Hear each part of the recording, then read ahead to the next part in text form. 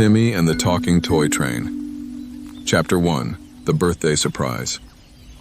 It was a bright and sunny morning in the little town of Maplewood. Birds chirped outside, and the smell of pancakes drifted through the air. Inside a small blue house at the end of Cherry Lane, a boy named Timmy Parker was bouncing on his bed with excitement. Today was his 7th birthday. "Timmy, breakfast," called his mom from downstairs. Timmy raced down, his bare feet thumping on the steps. The kitchen table was covered in balloons, streamers, and a big stack of chocolate chip pancakes with a candle on top. After breakfast, Timmy's parents handed him a big, neatly wrapped box with red paper and a gold bow. "Go on, open it," said his dad, grinning. Timmy tore off the paper and gasped. Inside was a beautiful toy train set. The tiny engine was shiny and green with golden stripes, and it came with cars, tracks, and a little train station. On the side of the engine, in fancy letters, it said, "Whistleton Express." "It's perfect," Timmy shouted. He set up the tracks right on the living room floor. The train zoomed around in circles as he laughed and clapped. But then something strange happened. When Timmy leaned closer to admire the engine, he thought he heard a soft whisper.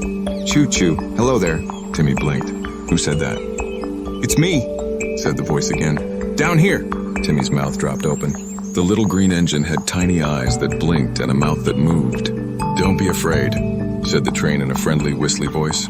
"My name's Toby the train, and I'm glad to meet you, Timmy." Timmy rubbed his eyes. You can talk?" "Of course. I've been waiting for a kid like you for a long, long time," Toby replied cheerfully. "Now how about we go on an adventure?" Chapter 2. All aboard the Whistleton Express.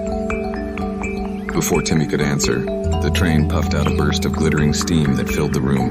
When it cleared, Timmy found himself standing on a real train platform. The sky above sparkled with stars, and a full moon shone over the countryside. Toby was no longer toy-sized. He was a full-sized train engine gleaming under the moonlight. "Hop aboard," said Toby, tooting his whistle. "Adventure awaits." Timmy climbed into the engine car. Inside, everything shimmered like magic. The gauges were glowing, and the seats were soft and warm like clouds. "Where are we going?" asked Timmy. "Wherever your imagination takes us," said Toby.